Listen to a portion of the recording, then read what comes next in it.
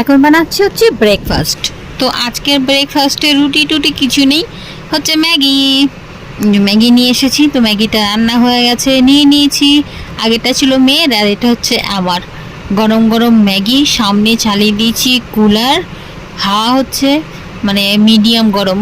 ম্যাগিটা হাওয়ায় একটু ঠান্ডা হয়ে গিয়েছে, তাও গরম আছে।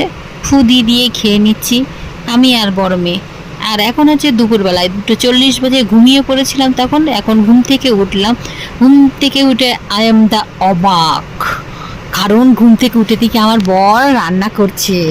কি রান্না করেছে? এই যে টমাটারের চাটনি, চিনি নেই, লবণ দিয়ে টমাটারের চাটনি, চিচিঙ্গা ভাজা আর ভাত। শেষে আমি হাত দিলাম চিচিঙ্গা ভাজাটাকে ফিনিশ করে, সব পরিষ্কার করে নিয়ে সবাইকে ভাত দিয়ে দিয়েছি।